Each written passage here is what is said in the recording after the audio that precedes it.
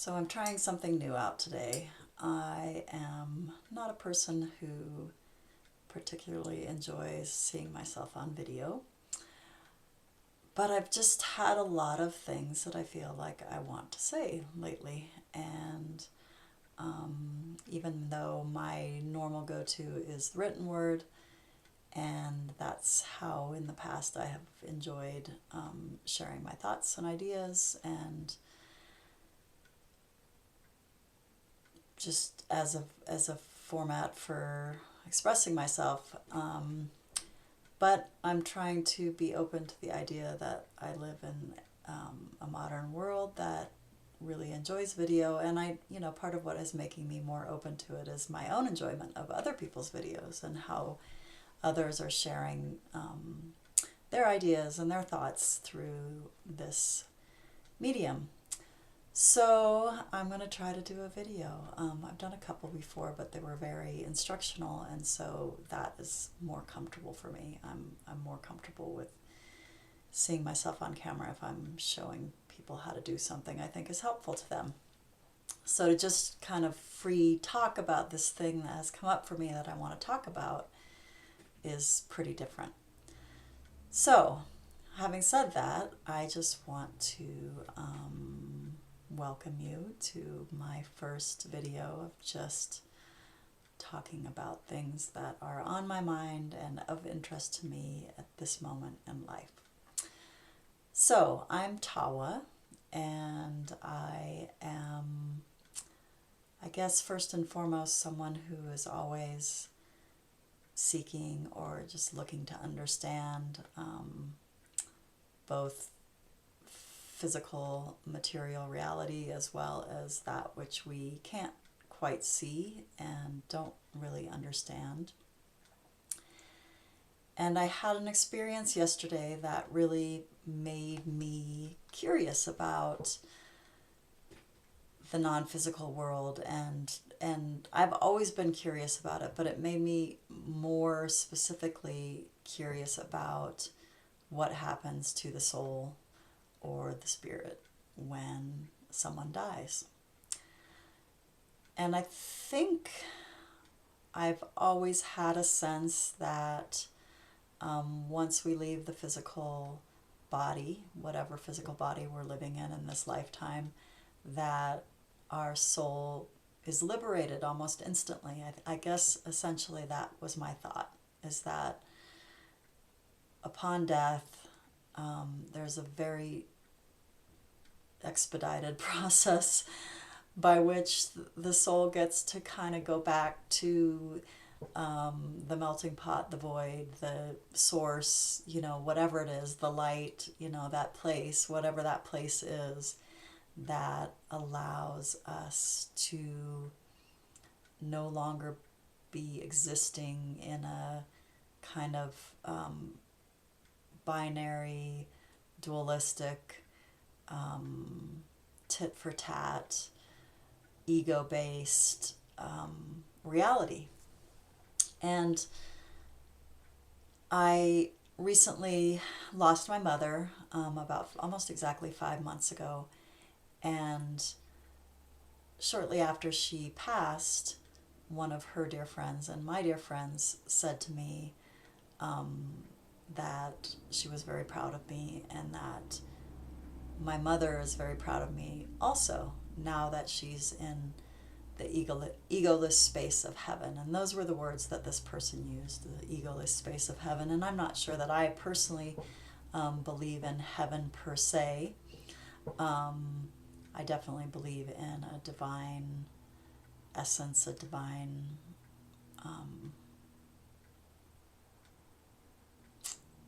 place, you could even say, place or space or realm in the universe where maybe we get to have a break from the human things that we struggle with. But anyway, it was really an impactful thing to say because I've had a somewhat complicated and mixed bag sort of relationship with my mother, and I loved her dearly, and she had so many beautiful qualities, and yet she was very stuck in her own fears and unwillingness to look at some of the harder parts of life, I'll just say. And I, being who I am, who always trying to turn over, turn over each pebble and look under it and explore and see what it all means. So it was a hard dynamic for us to navigate together. Me always wanting to understand and know more, and her always wanting to kind of like leave things behind if they weren't a particularly comfortable aspect of life. So, about a week ago, I had this moment of clarity that I can choose to just completely release and let go of and leave behind all the stories that are so present with my relationship with my mother, and all of the that I that with losing her physically and her no longer being in this realm, that I have the opportunity and the right and the space and the ability to just let that go. Like, I can just completely let it go. She's no longer here physically. I don't have to hold on to those stories anymore. I don't have to hold on to the dynamic in my own life that has come about in response to those stories and in response to that relationship. And so it just felt like this hugely liberating, like, oh, I just get to let it go.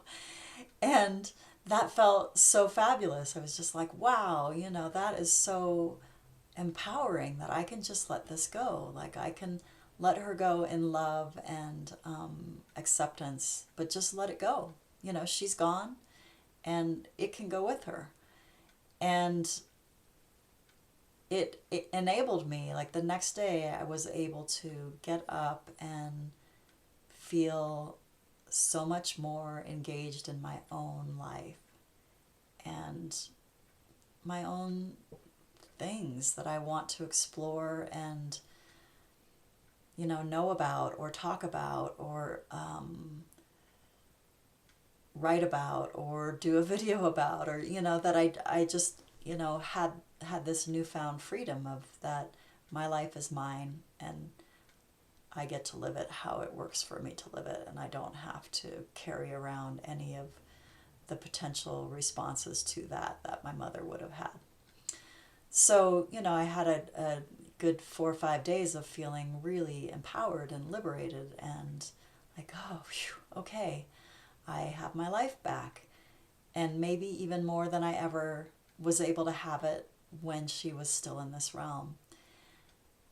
And then I also, just as an interesting note, I also was able to more fully grieve and feel the sadness because I didn't have all those layers of hurt and distrust and regret and feeling like I might potentially be judged for who I am.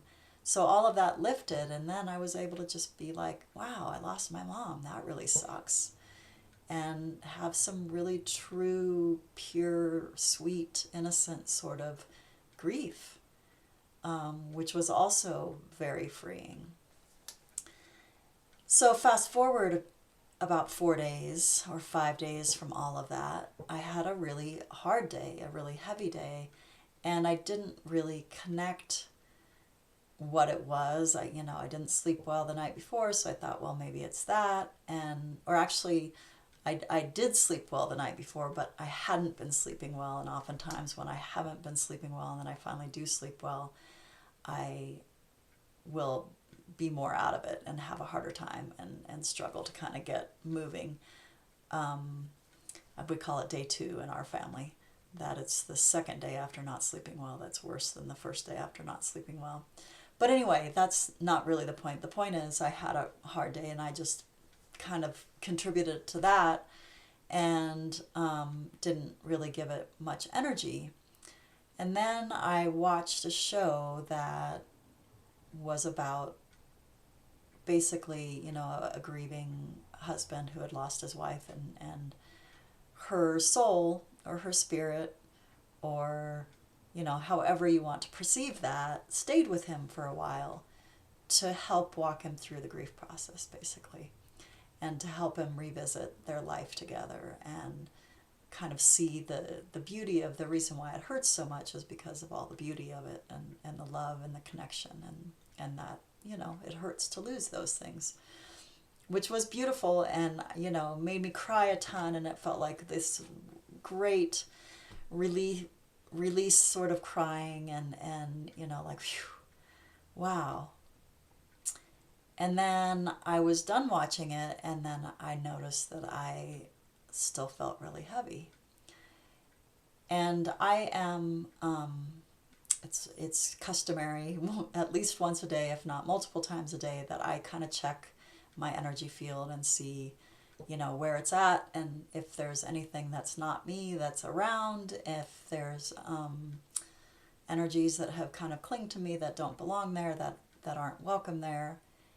And so I did that because I was feeling heavy, and I was just like, it doesn't, now at this point, it doesn't feel appropriate that I feel this heavy. So I checked in, and sure enough, there was an energy that was there that wasn't mine. And so I explored it a little bit. Most times I just, say, you don't have permission to be here. I'm not willing to share my energy field and my body and my mind with you, that, you kind of need to move on into the light or back to where you came from. And, it's just a kind of a ritual way I know how to get rid of energies that don't belong with me. And so but I didn't feel like instantly like I needed to do that, even though I could tell that there was an energy there that was not mine. And this is also pretty natural for me, is that sometimes I feel like I'm supposed to explore that energy a little bit more. And so this time I explored it a little bit more, and then very quickly realized it was my mother, and that my mother was with me. And it was really hard to identify it being my mother with me, because I have this preconceived idea, just through life, and I guess what I've heard and what other people say, and how it's perceived maybe in a semi-mainstream situation. If a spirit or a soul visits you after their passing, I think we have this perception that it's always a really sweet and helpful and enlightened sort of experience, which is what the show that I had watched was showing me, and certainly it was supporting that understanding of the world. And so it took me a minute to even suspect that it might be my mother, because the energy wasn't light, and it wasn't evolved, and it wasn't trying to be helpful. And it wasn't necessarily not trying to be helpful, but it was just her. It was like the energy that my mother lived by, which in my case and in our relationship was all about me needing to take care of her, and the priority being making sure that she felt okay and that her needs were met. And so to have this entity energy, this spiritual, non-physical realm energy around that was doing that, made me think, well, it wouldn't be my mother, because she's passed, and her soul is already in this egoless place of heaven, which is the words that her friend used. In my words, it would just be that her soul had moved into the light and kind of didn't need to carry its baggage anymore, and so it didn't have to have that dysfunctional relationship with me anymore. but very obviously the tone of it was like, Tawa, you should still be grieving me. Like, you know, it's not okay for you to have released me and to have released all these storylines and all these things that you and I carried around our tumultuous relationship. So it was just like shocking to me. I don't know if I'm going to be able to express this right, or not that there's a right, but express it in a way that it's understood. But essentially what it made me ask was like, okay, what does happen to our soul, to our non-physical matter, to our being, spirit being, to, you know, that part of us that I believe, because I believe in reincarnation, moves out of the physical body, you know, and has somewhere else in its journey to go at the point of physical death. And I guess it made me aware of the fact that I think I perceived it as something that happens very quickly, and something that that soul is able to, like, almost instantaneously let go of its human confusion or its human attachment or its human torment, or, you know, or whatever it is that really created some challenges for that soul in that lifetime. And it made me realize that it seems that souls don't necessarily do that right away. Like, there is, and maybe some do, and maybe it has to do with how resolved your human journey was, or not. And therefore, when the soul transitions out of their physical body, maybe they really do kind of float around, for lack of a better way of being able to describe it, right? But maybe there is this sort of limbo place where some souls have to kind of continue to unravel their journey before the soul can really go into that more pure form and be repurposed. Because it felt like my mother was trying to tell me that I couldn't, you know, like, that she still had these needs from me. And so it was like she was trying to say, you can't release me, and you can't release all of our stories, and you can't release this stuff, because I haven't figured out how to do it myself, basically, was what it felt like. And I just, you know, my response to her was, you don't have permission to be here anymore. Like, you don't get to try to work through your soul stuff through me anymore. Like, that was a dynamic that we shared, and that I, you know, probably signed a contract on some level with you for this lifetime. And, you know, like, as far as I'm concerned, that contract has been fulfilled, and you've passed, and you don't get to impose upon me anymore. And, you know, she could hear it, and, you know, basically, just like in my physical life with her, it was just me yet again setting a boundary of saying, like, no, you don't get to violate me in this way, and you don't get to impose your needs and desires onto me anymore. So she left, and I haven't felt her since then. There's multiple interesting parts about it, and I would love to hear from other people who've had maybe similar experiences, and to just see what your experience was. Because I can, in my own life, I can contrast it to when my father died. And he also was present for me here or there after he died. But it was much more, he had already made that transition, and quite quickly.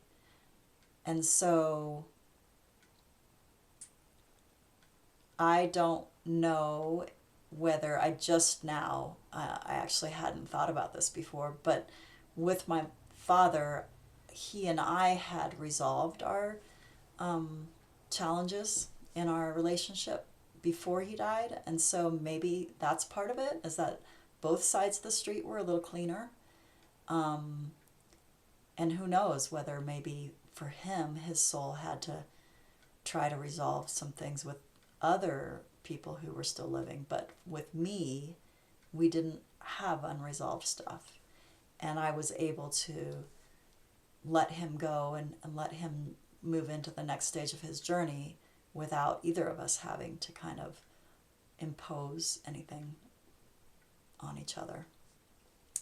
So I don't know, maybe with my mother, because both of us, myself, admittedly, I tried for decades to resolve things to the degree that we were capable of resolving them in a lifetime. And I had, kind of accepted that there were certain things that were never going to be able to get completely resolved, and that there were certain things that we were never going to be able to see eye to eye on, and that was okay, and I had chosen to be a part of her life and love her. And anyway, I don't think I did it perfectly. I think she really longed for some closeness to me that I couldn't provide, because I didn't have that level of trust in our relationship that I needed to feel that that close. So anyway, my thoughts are that maybe some souls, if they haven't really dealt with their stuff enough, have this transitional phase, or this limbo stage, that they have to move through to find more resolution or peace or completion around that lifetime before they can completely leave it behind. And then, as I just said, it just occurred to me right now, maybe part of that lack of completion or resolution has to do with others that don't have completion and resolution with you. So anyway, I'm just really curious, and I would love to hear what other people think about this, because when people talk about someone coming back to them after their death, it seems like exclusively the stories that I have heard have been trying to help you. Like, for some people, it's helping you be more in touch with the other sides. I won't say side of the veil, because I don't think there's just one dimension. But, like, that it's trying to connect you to a part of yourself that that you're ready to connect to, that they're just going to be kind of the threshold or the entryway for that. In other cases, I've actually heard people say, like, there's information that people really needed, like you needed to know where something was, or, and so that person will come back and share that information. And so it's really intriguing to me that my mom came back basically to just kind of continue this weird dysfunctional dynamic that we were stuck in. Even though she's gone now, and I've finally had the epiphany that I don't have to stay stuck in it anymore. Like, I don't have to continue that. Like it's that easy. And with my younger brother, there were some things, and I was able to instantly just tell him, like, let that shit go. Like, that mom is gone now, and let it go with her. Like, it goes with her. It's not yours. But maybe I don't, maybe in my own self, I wasn't able to let it go for me as much, or maybe it's just her soul, like that her, that her there. I firmly believe that we have a soul journey that has nothing to do with anybody else, but then there are other parts of the soul journey that overlap with others, and they're here to teach us, or we're here to teach them. And so I don't know whether this kind of inability to fully move on and honor my desire, and not even desire, like my actual act of moving on and being done, like I'm done with this, it gets to go. That's like the one silver lining, right, of somebody passing, is that you just get to let go of that shit. So I'm just really curious about what it means that it has taken this kind of slightly different form than what I've seen or experienced myself or heard others talk about. So if you all would share your experiences with me, that would be lovely. All right. Thank you for letting me get used to this whole idea of sharing my ideas through video. Have a beautiful day.